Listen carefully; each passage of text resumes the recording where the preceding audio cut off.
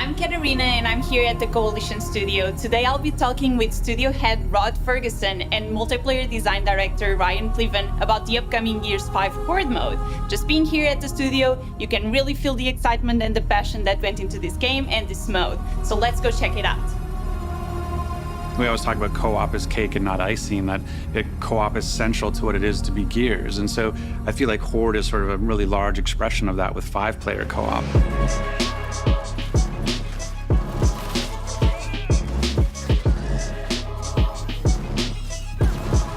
Everything started with Gears 2 Horde.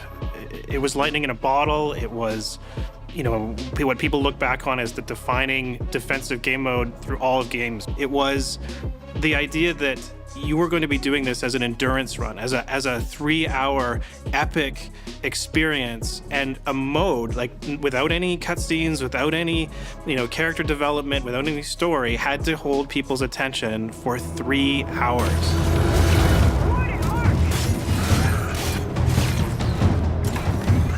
And with Gears 5, what we feel that we've done really is almost the complete realization of what Gears 2 set out to be. The big thing for us now is this idea of ultimates.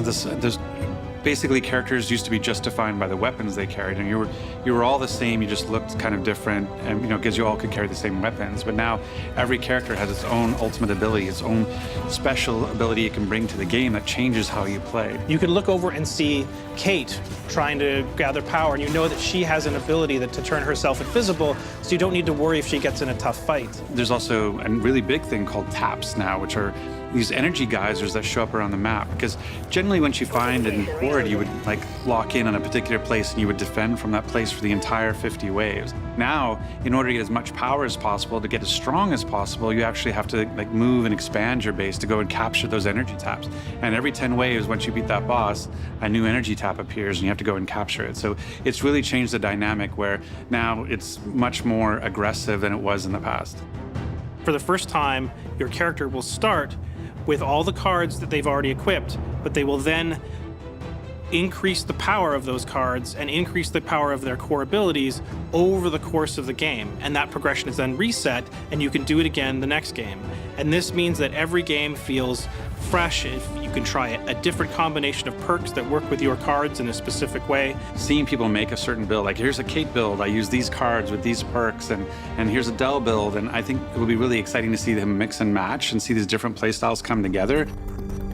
One of the things that we've done that is subtle but super important is that whenever you pick up power, which is the currency in Horde, that power gets equally distributed amongst everyone. And that means that if you see some power on the ground, everyone will want you to pick it up.